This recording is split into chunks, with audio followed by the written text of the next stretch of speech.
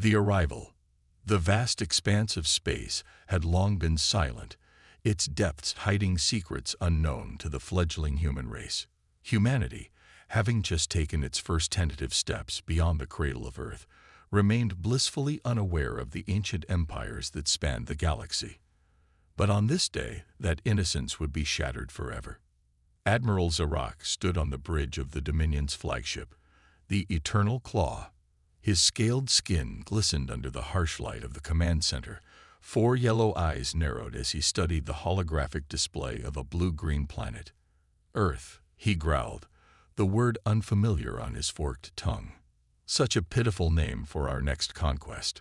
The Zarkan Empire had reigned supreme for millennia, their biology and technology evolving in tandem to create the perfect predators. Standing at an average of 8 feet tall, with dense musculature and natural armor plating, they were built for war. Their history was written in the blood of 1,000 species, each one falling before the unstoppable might of the Zarkan war machine. Admiral, a subordinate approached, bowing low. The scout ships have returned. The humans appear to be a pre-FTL civilization. Their defenses are primitive. Zarak's lips curled into what passed for a smile among his kind. Excellent. Prepare the invasion fleet. We'll begin with their military installations. I want their ability to resist crushed within the first solar rotation. As the Zarkan Armada prepared for their assault, life on Earth continued in blissful ignorance. In New York City, Sarah Chen hurried through the crowded streets, her mind focused on the upcoming UN Security Council meeting. As the newly appointed head of Earth's fledgling United Defense Initiative, she carried the weight of humanity's future on her shoulders. The UDI had been formed in response to humanity's first ventures into the solar system. With colonies on Mars and mining operations in the asteroid belt, Earth's nations had realized the need for a unified approach to space exploration and defense, but their preparations were woefully inadequate for the storm that was about to break upon them. Sarah's phone buzzed insistently. Frowning, she answered the call. Chen here. Ma'am, you need to get to the command center immediately. The voice of her aide, Jack, was tense with barely contained panic. We're picking up massive energy signatures in orbit. It's not one of ours. The world seemed to tilt on its axis. Sarah's steps faltered, her mind reeling from the implications. I'm on my way. Alert the Security Council and initiate Protocol Omega. This is not a drill. As Sarah raced towards the UDI's hidden command center beneath the streets of New York, the first wave of Zarkan ships entered Earth's atmosphere. Their stealth technology rendered them invisible to conventional radar, allowing them to approach their targets unopposed. In Washington, D.C., General Michael Harper was in the middle of a budget meeting when the first reports came in. Klaxons blared throughout the Pentagon as confused officials scrambled to make sense of the incoming data. Sir, a young lieutenant burst into the room, face pale. We're under attack. Unknown aircraft have appeared over multiple military bases. They're destroying everything. Harper's years of training kicked in, pushing aside the shock and disbelief. Sound the general alarm. I want every available aircraft in the sky and all missile defenses online. Get me the president. But it was already too late. The Zarkan assault was swift and merciless. Advanced energy weapons tore through Earth's most hardened military installations like paper. Missiles launched in desperation were swatted from the sky by point defense systems centuries beyond human technology. In orbit, Admiral Zarak watched the carnage with cold satisfaction. Pathetic, he muttered. I expected more of a challenge from the species that managed to leave their own planet. A subordinate approached, mandibles clicking nervously. Admiral, we're detecting increased communications activity across the planet. It seems they're attempting to coordinate a response. Zarak's eyes narrowed. Interesting. Perhaps they're not entirely without spine. No matter. Proceed with Phase 2. Target their major population centers. Let's see how quickly they break. As night fell across the Americas, The residents of Earth's great cities looked up to see their skies filled with fire. The Zarkin ships, now visible, cast ominous shadows over streets filled with panicked civilians. In the UDI command center, Sarah Chen fought to maintain order amidst the chaos. Holographic displays showed the rapid advance of the alien forces, each passing minute bringing news of another fallen defense. "We need to buy time," she shouted over the din of frantic activity. "Get me in contact with every major world leader. We need to coordinate our remaining forces." Jack, his young face etched with fear, nodded grimly. "Yes, Mom. But what can we do against this kind of technology?" Sarah's eyes hardened with determination. "We do what humanity has always done, Jack. We adapt, we survive, and then we fight back." As the hours ticked by, the true scale of the Zarkin invasion became clear. Earth's military forces, despite valiant resistance, were being systematically decimated. Conventional weapons proved nearly useless against the invaders' advanced shielding technology. In London, Prime Minister Eleanor Hughes stood before a hastily assembled emergency session of Parliament. Her voice, normally confident and assured, trembled slightly as she addressed the grim-faced MPs. "My fellow Britons, today we face a threat unlike any in human history. An alien force of unimaginable power has begun an unprovoked assault on our world. But I stand before you now to say this: we will not go quietly into the night. Humanity will not surrender its home without a fight." Similar scenes played out in capitals across the globe as world leaders rallied their people for the battle to come. Ancient rivalries were set aside in the face of extinction, a unified human resistance beginning to take shape. In Moscow, President Nikolai Volkov authorized the use of Russia's nuclear arsenal, a decision mirrored by other nuclear powers. But even this, humanity's most terrible weapon, proved ineffective. The Zarkin ships absorbed the atomic fire, their shields flaring bright but holding firm. Admiral Zirak allowed himself a moment of surprise. "Impressive," he mused. "They're more resourceful than I gave them credit for. Still, it changes nothing." As the first day of the invasion drew to a close, nearly 70% of Earth's military capacity had been neutralized. Major cities lay in ruins, millions dead or displaced. But pockets of resistance remained, and the human spirit, tempered by millennia of adversity, refused to break.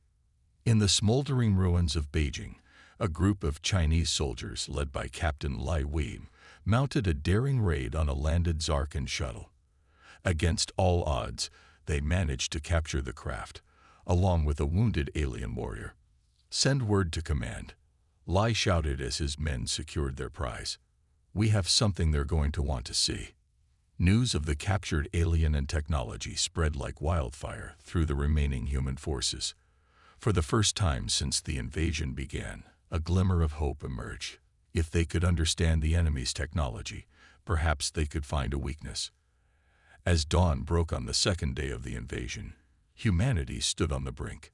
The Zarkin victory seemed all but assured, their forces pushing forward on all fronts. But in hidden bunkers and secret laboratories around the world, the best minds of Earth were already at work, seeking a way to turn the tide. Sarah Chen, her eyes red from exhaustion, stared at the reports coming in from around the globe. Despite the overwhelming odds, pockets of resistance were holding out. The Zarkin advance, while devastating, had begun to slow. "They've never faced anything like us before," she murmured, a plan beginning to form in her mind. And that might just be our salvation. As the Zarkin prepared for what they believed would be the final push to victory, they remained unaware of the storm that was brewing.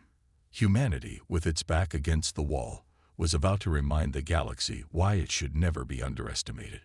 The stage was set for a battle that would determine the fate not just of Earth, but of the entire galaxy. The war for survival had only just begun. First contact. The dawn of the third day since the Zarkin invasion broke over a changed Earth. Smoke from burning cities blotted out the sun in many regions, casting an apocalyptic pall over the embattled planet. Yet amidst the destruction, The indomitable human spirit refused to be extinguished. In the depths of the Rocky Mountains, a secret facility bustled with frantic activity. Here, in a bunker designed to withstand even nuclear attack, the captured Zarkin shuttle had been brought for study. Dr. Eliza Reyes, a brilliant xenobiologist, stood before the alien craft, her dark eyes wide with a mixture of fear and fascination. "It's incredible," she breathed, running a hand along the shuttle's smooth metallic surface. "The molecular structure of this alloy, it's unlike anything we've ever seen." Beside her, Major Tom Hawkins of U.S. Special Forces watched with barely concealed impatience. "That's great, Doc, but can you tell us how to blow it up?" Eliza shot him a withering look. "Major, we're not going to win this war by simply blowing things up. We need to understand our enemy, find their weaknesses." As if on cue, an alarm blared through the facility. "Perimeter breach," a voice shouted over the intercom. "All personnel to battle stations." Outside, a Zarkin strike team had located the hidden base. Led by Commander Krazak, a decorated veteran of 100 conquered worlds, they moved with deadly precision towards their objective. "Remember," Krazak growled to his troops, "the humans have one of our shuttles. Recover or destroy it at all costs." The battle that ensued was brutal and swift. Human defenders, armed with conventional weapons, fought valiantly but were quickly overwhelmed by the Zarkin's superior technology and physical prowess. Inside the bunker, Eliza worked feverishly to download as much data as possible from the alien shuttle. "We can't let them take this," she shouted to Hawkins over the sound of distant explosions. The Major nodded grimly, priming a set of explosives. "They won't. But we need to get you and that data out of here." As Krazak's forces breached the inner defenses, Hawkins made a fateful decision. "Doc, take this," he said, handing Eliza a small, nondescript USB drive. "It's got a direct line to UDI command. Get to the emergency exit, and don't look back." Eliza's eyes widened in realization. "But someone's got to slow them down." Hawkins grinned, hefting his rifle. "Now go." "That's an order." With tears in her eyes, Eliza fled towards the escape tunnel. Behind her, she heard the staccato of gunfire and the otherworldly screech of Zarkin energy weapons. Hawkins, for his part, put up a heroic last stand. His years of special ops training allowed him to hold off the alien advance far longer than should have been possible. In the end, it was Krazak himself who cornered the Major. "Impressive, human," the Zarkin commander hissed, looming over the wounded Hawkins. "You fight well, for prey." Hawkins, bleeding from multiple wounds, managed a defiant smirk. "We're full of surprises." With his last ounce of strength, he triggered the explosives. The resulting detonation collapsed a significant portion of the facility, burying the alien shuttle and a good number of Zarkin troops under tons of rock. Krazak, shielded by his personal force field, survived but was left seething with rage. Meanwhile, in New Delhi, the leaders of Earth's remaining military forces had gathered for an emergency summit. The captured Zarkin warrior, heavily sedated and restrained, had been brought for examination. Sarah Chen, representing the UDI, addressed the grim-faced assembly. "Ladies and gentlemen, I won't sugarcoat this. We're losing this war. But thanks to the bravery of soldiers like Captain Lei and his team, we now have a chance to turn the tide." She gestured to a team of scientists who were cautiously approaching the alien. "If we can understand their biology, their technology, we might find a weakness we can exploit." As the examination proceeded, a startling discovery was made. Dr. Amit Patel, a renowned geneticist, stared at his readings in disbelief. This can't be right," he muttered. "What is it, Doctor?" Sarah pressed, sensing the importance of the moment. Patel looked up, his face pale. "The Zarkin, they're not entirely alien. There are segments of their DNA that bear a striking similarity to Earth life. It's as if they've incorporated genetic material from countless species into their own genome." The implications were staggering. The Zarkan weren't just conquerors. They were genetic parasites, augmenting their own biology with traits stolen from the species they subjugated. Before the assembled leaders could fully process this information, alarms began to blare. The sedated Zarkan warrior, thought to be securely restrained, had begun to stir. With a roar that shook the very foundations of the building, the alien broke free of its bonds. In the chaos that followed, it managed to access a communication terminal, sending a brief but powerful signal into space before it was finally subdued.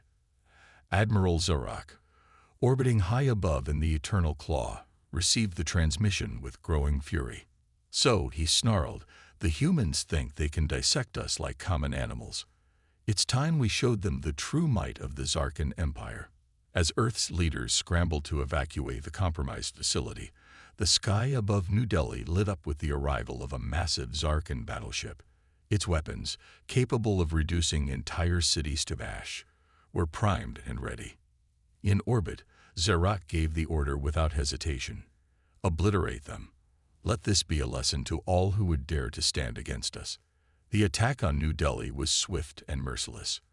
Energy beams of unimaginable power lanced down from the heavens, turning the ancient city into a sea of fire. Millions of lives were snuffed out in an instant, the death toll eclipsing even the worst disasters in human history. As news of the devastation spread, a pall of despair settled over the human resistance.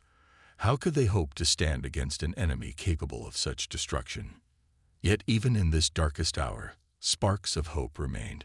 Eliza Reyes, having escaped the fallen Rocky Mountain facility, arrived at the UDI's backup command center with the precious data from the Zarkan shuttle. "We've got something," she announced to the haggard staff. "Their ships, their weapons, they all operate on a quantum entanglement principle we've only theorized about. If we can disrupt that entanglement..." Sarah Chen, her face drawn with exhaustion and grief, felt a glimmer of hope for the first time in days. "Then we might have a chance of fighting back," she finished. As humanity reeled from the loss of New Delhi, teams of scientists and engineers around the world began working around the clock, seeking to turn Eliza's discovery into a weapon that could challenge the Zarkan. In orbit, Admiral Zorak surveyed the burning remnants of New Delhi with cold satisfaction. "Let the humans cower in fear," he declared to his officers. "Soon, they will accept their place as our subjects, or join the countless species we've consigned to extinction." But even as the Admiral gloated, the seeds of resistance were taking root. In hidden bunkers and makeshift labs, in the ruins of fallen cities and the depths of uncharted wildernesses, humanity prepared for a counterattack. The Zarkan had made a critical error. In their arrogance, they had assumed that humanity, like so many species before, would break under the weight of their assault. They had failed to understand the unique resilience of the human spirit, forged over millennia of struggle and adaptation. As the first week of the invasion drew to a close, the stage was set for a battle that would determine the fate of Earth, and though they didn't know it yet, the entire galaxy. The Zarkan, confident in their impending victory, were about to learn a harsh lesson. Humanity, when pushed to the brink, was capable of feats that defied the very laws of nature. The war for Earth was far from over. In fact, it was about to enter a new, unexpected phase, one that would shake the foundations of the Zarkan Empire and redefine the balance of power in the cosmos. As night fell over the battered planet, both humans and Zarkan prepared for what was to come. Neither side could have predicted the earth-shattering events that lay just over the horizon, events that would forever change the course of galactic history. Adaptation and innovation. The weeks following the destruction of New Delhi were marked by a tense stalemate. The Zarkan, confident in their superiority, had slowed their advance, content to consolidate their hold on conquered territories. This lull in the fighting provided humanity with a precious opportunity, a chance to regroup, to innovate, and to prepare for a counteroffensive that would shock their alien oppressors. In a repurposed missile silo deep beneath the Kansas prairie, Dr. Eliza Rice stood before a gathering of the world's brightest minds. The cavernous space hummed with the energy of desperate innovation, banks of hastily assembled supercomputers lining the walls. "Ladies and gentlemen," Eliza began, her voice echoing in the underground chamber, "what we're attempting here has never been done before. We're not just pushing the boundaries of human knowledge, we're shattering them." She gestured to a holographic display of a Zarkan battleship. "Thanks to the data we recovered, we now understand the principles behind their quantum entanglement technology. The challenge now is to develop a way to disrupt it." Dr. Yuki Tanaka, a renowned quantum physicist, stepped forward. "We've been working on a prototype," she said, bringing up a schematic of a sleek, almost organic-looking device. "We're calling it the quantum disruptor. In theory, it should be able to create a localized field that severs the entanglement their tech relies on." A murmur of excitement rippled through the assembled scientists. If the quantum disruptor worked, it could level the playing field against the Zarkan's advanced weaponry. But theory and practice were two very different things. As the days wore on, test after test ended in failure. The quantum disruptor proved maddeningly inconsistent, working perfectly in some trials only to fail spectacularly in others. Frustration mounted as precious time slipped away. The Zarkan wouldn't remain idle forever, and humanity needed a breakthrough. That breakthrough came from an unexpected source. Dr. Amadou Diallo, a Senegalese bioengineer, had been studying the genetic samples taken from the captured Zarkan warrior. What he discovered would change everything. "It's not just their technology that relies on quantum principles," Amadou explained to a rapt audience. "Their very biology is quantum entangled. It's how they've been able to incorporate traits from other species so effectively." Eliza's eyes widened as the implications sank in. "So if we could disrupt that entanglement, we could potentially neutralize their biological advantages," Amadou finished with a nod. This revelation sparked a frenzy of activity. The Quantum Disruptor project was quickly adapted to target not just Zarkan technology, but their unique biology as well. Meanwhile, on the front lines, humanity's defenders were adopting guerrilla tactics to slow the Zarkan advance. Captain Lai Wei, now a colonel, led daring raids against alien supply lines. His experiences with the captured shuttle had given him insights into Zarkan tactics and weaknesses. In the ruins of Paris, resistance fighters led by former fashion designer turned guerrilla leader Zhou Dubois used the city's ancient catacombs to stage hit-and-run attacks. Their intimate knowledge of the urban terrain allowed them to inflict surprising casualties on the occupying forces. These small victories, while not enough to turn the tide of the war, kept hope alive and bought precious time for the scientists working on the quantum disruptor. High above the Earth, Admiral Zarak grew increasingly frustrated with the human resistance. What should have been a quick conquest had turned into a protracted conflict. He summoned his top lieutenant, Krazak, to the bridge of the Eternal Claw. "These humans are proving more troublesome than anticipated," Zarak growled. "It's time we reminded them of the futility of their resistance. Prepare the Worldbreaker."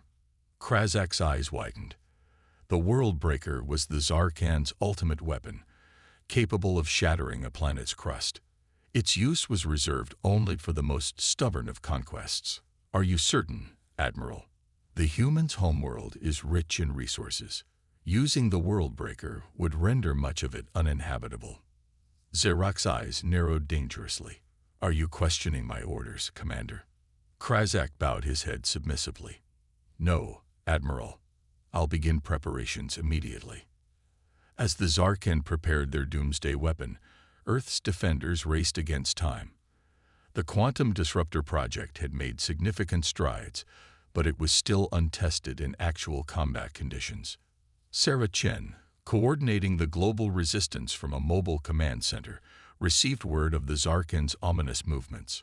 "We're picking up massive energy readings from their flagship," her aide reported. "Whatever they're planning, it's big." Sarah's face hardened. "Contact Dr. Reyes. Tell her we're out of time. The quantum disruptor needs to be ready now, tested or not." In the Kansas facility, Eliza received the message with a mixture of dread and determination. "All right, People, she addressed her team. This is it. No more simulations, no more tests. We're taking this show on the road. The prototype quantum disruptor, a device no larger than a backpack, was quickly loaded onto a stealth aircraft. A team of volunteers, led by Major Elena Rodriguez, prepared to deliver it to the front lines. As the aircraft took off under the cover of darkness, Elisa felt a weight settle in her stomach. The fate of humanity now rested on this untested device and the bravery of those carrying it. Across the globe, resistance leaders were mobilizing for what could be humanity's last stand.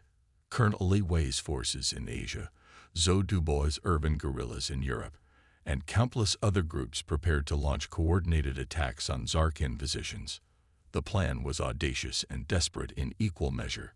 While the bulk of Earth's remaining military forces engaged the Zarkin in a massive diversionary attack, Elena's team would attempt to infiltrate the alien command structure and deploy the quantum disruptor at the heart of their operations. As dawn broke on the day of the assault, Admiral Zarak stood on the bridge of the Eternal Claw, watching with cold satisfaction as the Worldbreaker powered up. Soon, he mused, this troublesome species will be nothing but a memory. But even as the Admiral gloated, Elena's team was making its approach, using a combination of stolen Zarkin tech and good old-fashioned human ingenuity. They managed to slip past the outer defenses of the alien flagship. The battle that erupted across the globe was unlike anything in human history. In the skies over what was once London, British RAF pilots flew suicide missions against Zarkin cruisers. In the steppes of Russia, tanks engaged alien walkers in a deadly dance of metal and energy weapons. And high above it all, on the bridge of the Eternal Claw, Elena and her team fought their way towards the ship's central core. The quantum disruptor, humming with barely contained energy, was their only hope. As they neared their objective, they were confronted by none other than Commander Krazak. The Zarkin warrior, his massive frame filling the corridor, regarded the humans with a mixture of surprise and grudging respect. I must admit, he rumbled, you humans have proven more resilient than we expected, but your struggle ends here. Elena, her face set with determination, stepped forward. You're right about one thing, she said, activating the quantum disruptor. This struggle does end here, but not in the way you think.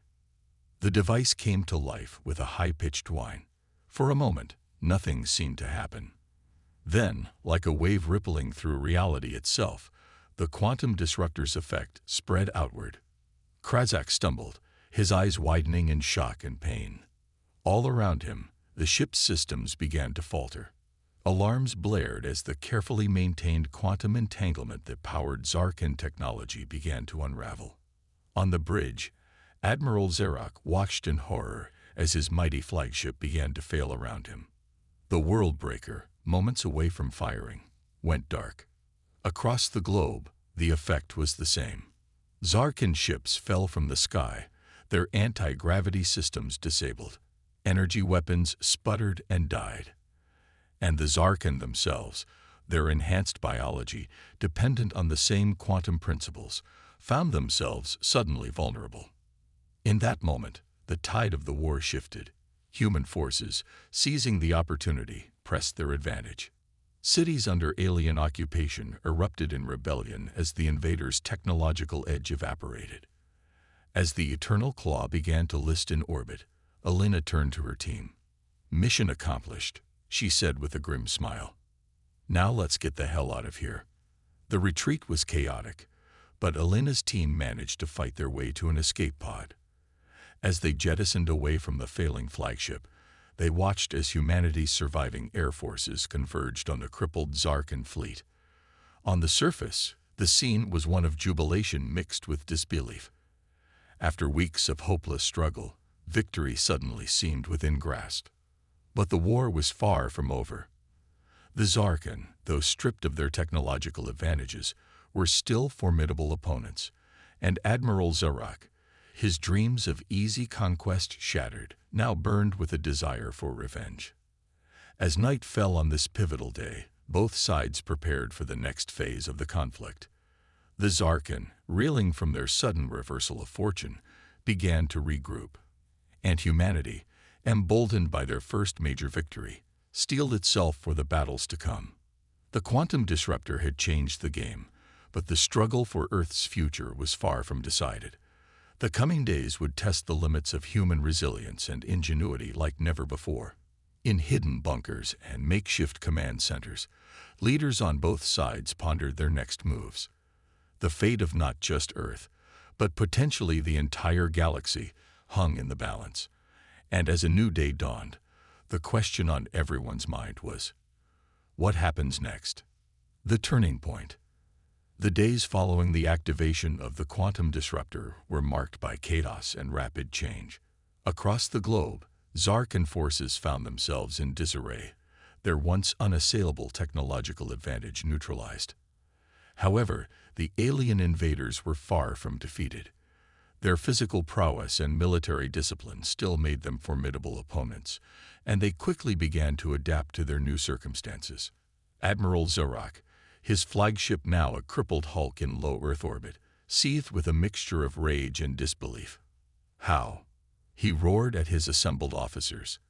How did these primitive humans manage to do this? Commander Krazak, still reeling from the effects of the quantum disruptor, stepped forward. Admiral, it appears the humans have developed a way to disrupt the quantum entanglement our technology and biology depend on. We are vulnerable. Zarak's eyes narrowed dangerously. Vulnerable, but not defeated. We are Zarkan.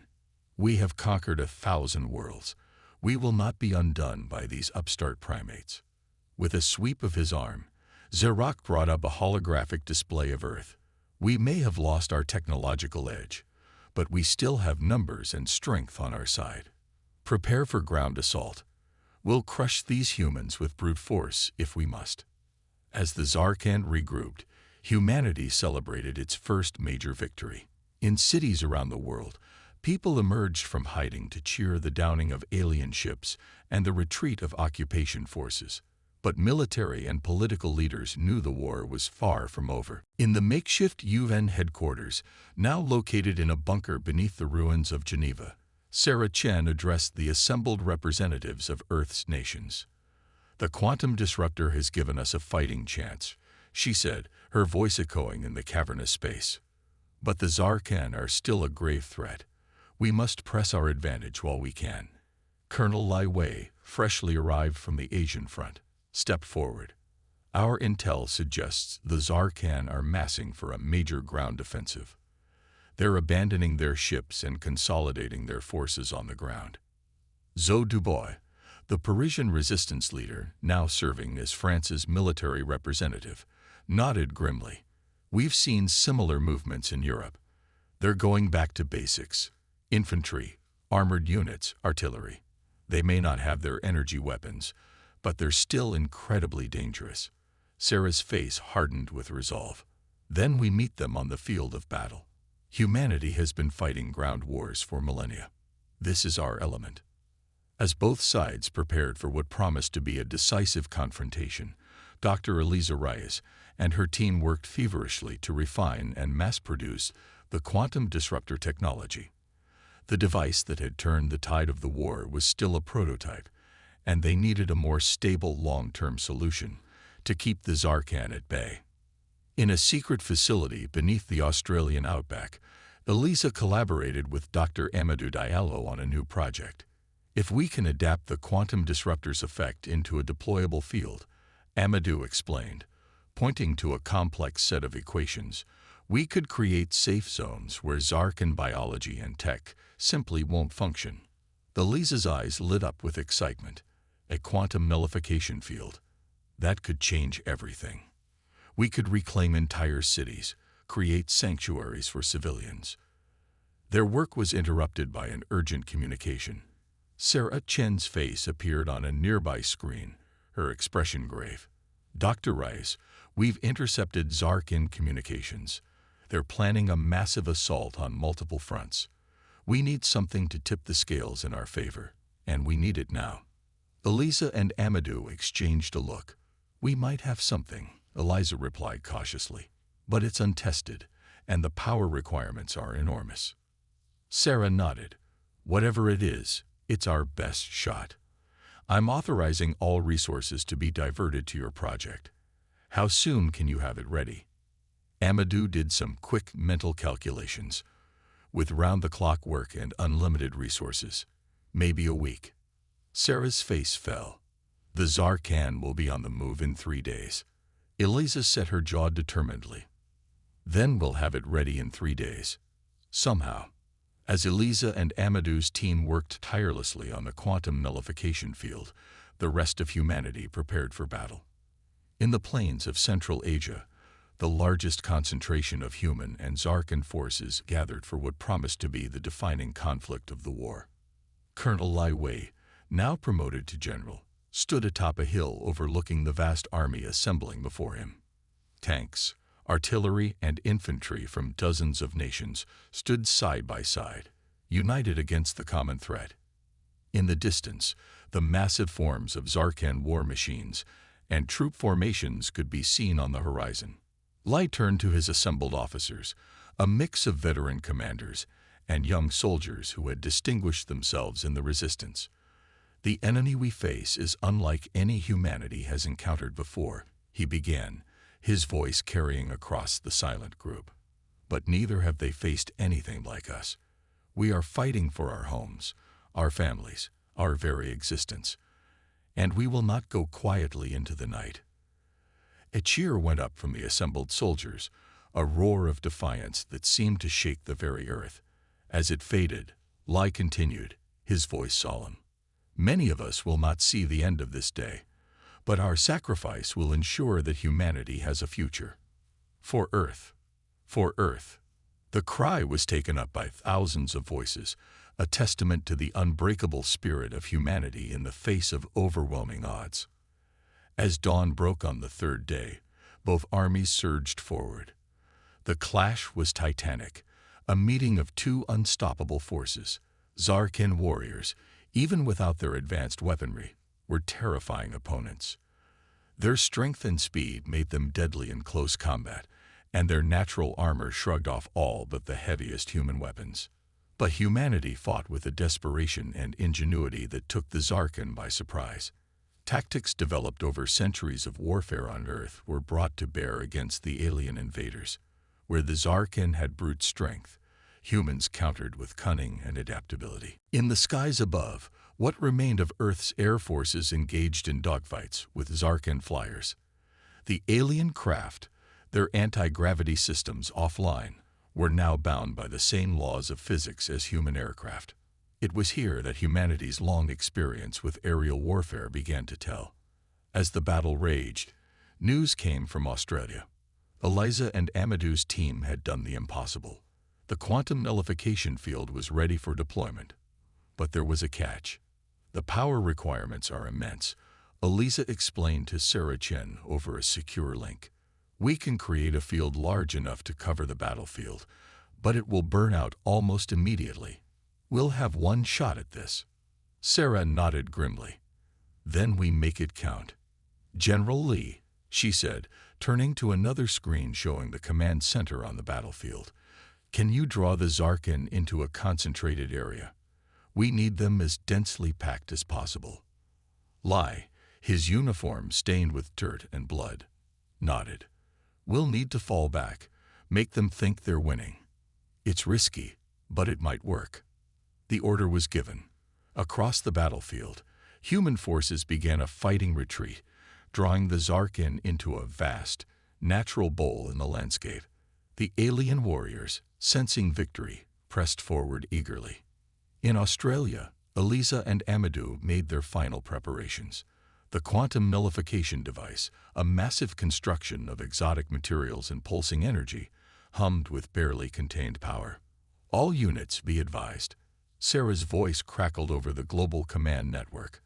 Operation Nullify is go. All forces, disengage and fall back immediately.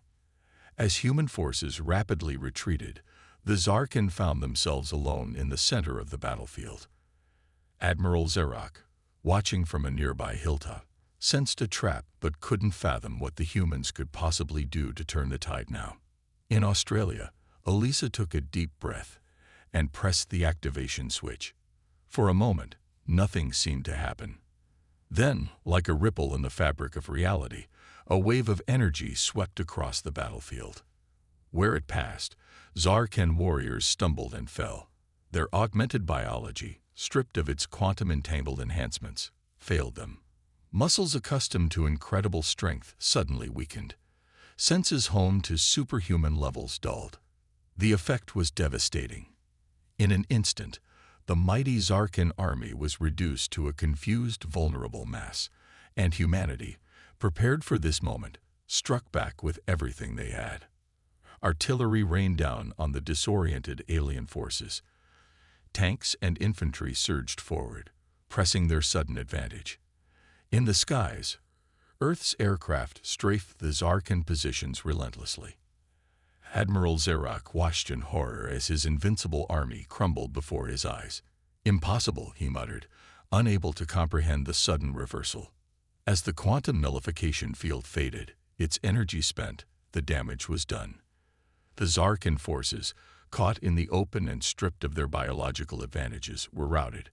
For the first time in their long history of conquest, the mighty Zarkan Empire faced total defeat. In the chaotic aftermath of the battle, Admiral Zerak was captured by a team led by Zoe Dubois, the Parisian resistance leader. Her face streaked with grime and victory, stood over the fallen alien leader. "Your war is over," she said simply. "Earth is not yours to conquer." As news of the victory spread, celebrations erupted around the globe. Humanity, against all odds, had defended their home against the greatest threat they had ever faced. But even in this moment of triumph, challenges loomed. The Zarkan Empire spanned the galaxy. What would be the consequences of their defeat on Earth? And how would humanity, now aware of its place in a larger cosmic community, move forward? As the dust settled on the battlefield, Sarah Chen, Elisa Reyes, General Lai, and other leaders of the human resistance gathered to discuss the future. The war might be won, but the story of humanity's place in the galaxy was just beginning. The dawn of a new era was breaking, and with it came both incredible opportunities and daunting challenges. Humanity had proven itself on the galactic stage, but the real test was yet to come. How would they handle the responsibilities and dangers that came with their newfound status as a spacefaring civilization? As the sun set on this historic day, the leaders of Earth looked to the stars with a mixture of hope and trepidation. The future was uncertain, but one thing was clear. Humanity would face it together, stronger and more united than ever before. A new galactic order, 2,000 words. The months following humanity's victory over the Zarkan were a whirlwind of activity and rapid change. As the dust settled on the battlefields of Earth, the full implications of the conflict began to emerge. Humanity, once isolated and unaware of its place in the cosmos, now found itself thrust onto the galactic stage. In the rebuilt United Nations headquarters in New York, now a symbol of Earth's resilience, representatives from every nation gathered to chart a course for humanity's future. The meeting was historic not just for its attendees, but for its special guests, a delegation of Zarkan, led by the captured Admiral Zerak. Sarah Chen, now serving as Earth's first Secretary of Extraterrestrial Affairs, addressed the assembly. "We stand at a crossroads," she began, her voice firm. "The war has ended, but our journey as a species is just beginning. The galaxy awaits, and we must decide how we will meet it." The debate that followed was intense. Some argued for isolation, for focusing on rebuilding Earth and developing defenses against future threats. Others pushed for rapid expansion into space, eager to claim humanity's place among the stars. In the end, a middle path was chosen. Earth would reach out to the galaxy, but cautiously. A program of controlled expansion and diplomacy would be implemented, with the goal of establishing humanity as a respected member of the galactic community. But first, there was the matter of the Zarkan to address. Admiral Zerak, his once imposing frame now diminished by the effects of the quantum nullification field, was brought before the assembly. "Your empire has fallen," Sarah stated, facing the alien leader. "Your forces on Earth have surrendered, and we've received transmissions from your homeworld indicating a full withdrawal from all conquered territories. What do you have to say for yourself?" Xerak, his yellow eyes dulled but still defiant, spoke. "For millennia, the Zarkan have been the apex predators of the galaxy. We thought your world would be another easy conquest. We were wrong." He paused, seeming to struggle with his next words. "Humanity has proven itself worthy adversaries. Perhaps even worthy allies." A murmur ran through the assembly. The idea of allying with the very beings who had nearly destroyed Earth was shocking to many, but others saw the potential benefits of turning a former enemy into a powerful friend. After much debate, a decision was reached. The Zarkan Empire would be dismantled, but its people would not be destroyed. Instead, under close supervision from Earth and other liberated worlds, the Zarkan would begin the long process of rehabilitation. Their vast knowledge of the galaxy would be shared, helping to jumpstart humanity's expansion into space. As the galaxy reeled from the fall of the Zarkan Empire, other alien civilizations began to take notice of Earth. Diplomatic envoys arrived from distant stars, some seeking alliances, others merely curious about the species that had accomplished the impossible. Dr. Eliza Reyes, now heading Earth's new Xenoscience division, found herself at the forefront of these first contacts. "Each new species we encounter reshapes our understanding of life in the universe," she explained to a rapt audience of scientists and diplomats. "The diversity we're seeing is astounding, from silicon-based life forms to beings of pure energy. The quantum nullification technology that had won the war was now being adapted for peaceful purposes." Dr. Amadou Diallo led a team developing quantum communication devices that could transmit messages instantly across vast distances, revolutionizing interstellar communication. Meanwhile, Colonel Lai Wei, promoted to Fleet Admiral, oversaw the construction of Earth's first interstellar defense force. Utilizing a combination of reverse-engineered Zarkan technology and human innovation, the fleet was designed to protect Earth and its new colonies from any future threats. "We must be prepared," Lai insisted during a military briefing. "The galaxy is vast and largely unknown. While we hope for peace, we must be ready for any eventuality." As humanity took its first tentative steps into the galactic community, it faced numerous challenges.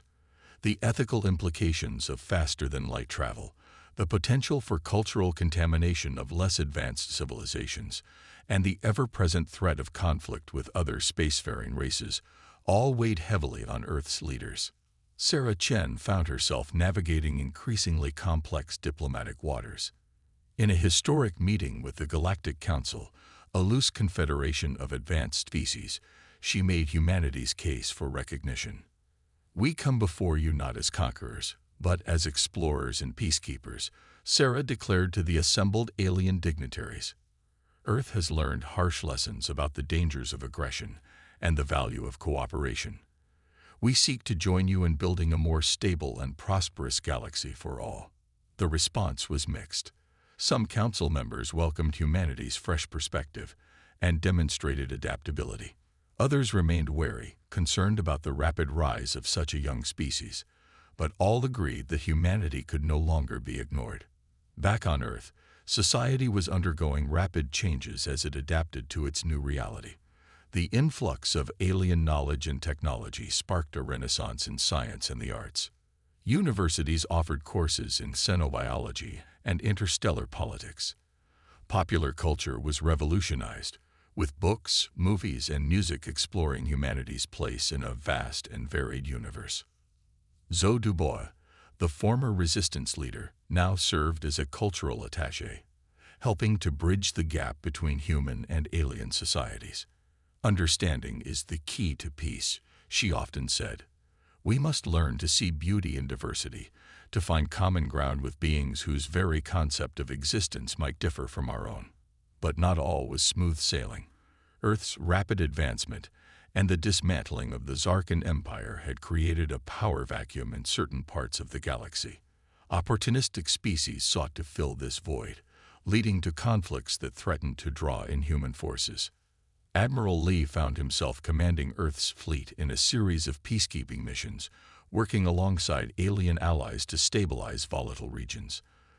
These operations tested the limits of human diplomacy and military doctrine, forcing rapid adaptation and innovation. 5 years after the end of the Zarkin War, humanity had established colonies on a dozen worlds, made first contact with over 30 alien civilizations, and become a rising power in galactic politics. The quantum nullification technology, now refined and expanded, had revolutionized everything from medicine to space travel. But with this progress came new dangers. Not all species welcomed humanity's rapid ascension. There were whispers of ancient, slumbering powers stirring in the dark spaces between the stars, powers that might view the upstart humans as a threat to be eliminated. In a secure facility beneath the Martian surface, Sarah Chen met with Earth's top military and scientific leaders. The mood was tense as they reviewed the latest intelligence reports. "We've detected anomalous energy readings from the galactic core," Admiral Lai reported, his holographic image flickering slightly. "They don't match any known natural phenomenon or technological signature."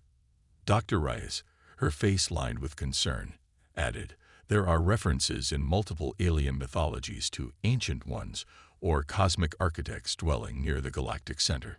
We always assumed they were legends, but now—" Sarah absorbed the information, her mind racing with the implications. "So we may have attracted the attention of beings far beyond our current understanding, beings that might not appreciate our sudden appearance on the galactic stage." The room fell silent as the weight of this possibility sank in. Humanity had overcome incredible odds to defeat the Zarkan and claim its place among the stars. But had they merely exchanged one threat for another, potentially far greater one? Admiral Lai broke the silence.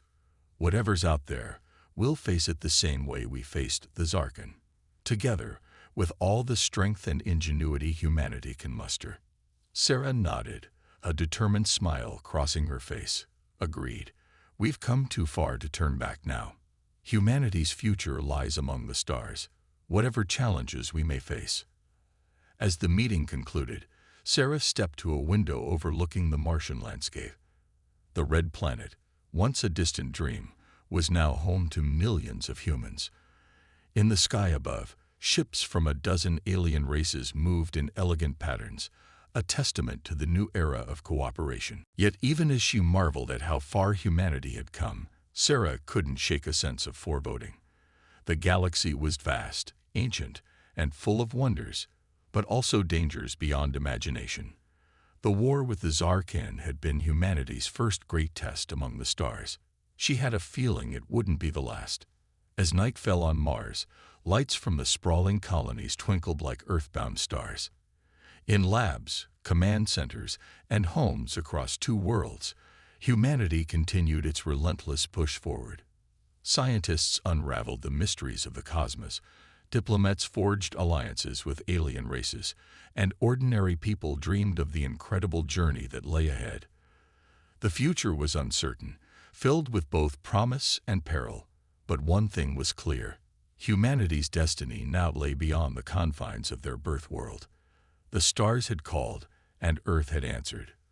Whatever challenges awaited in the vast, uncharted reaches of space, humanity would face them with the same resilience, creativity, and indomitable spirit that had allowed them to triumph over the Zarkan. As Sarah turned from the window, her communicator chimed with an incoming message. New reports from the galactic core, more anomalies detected.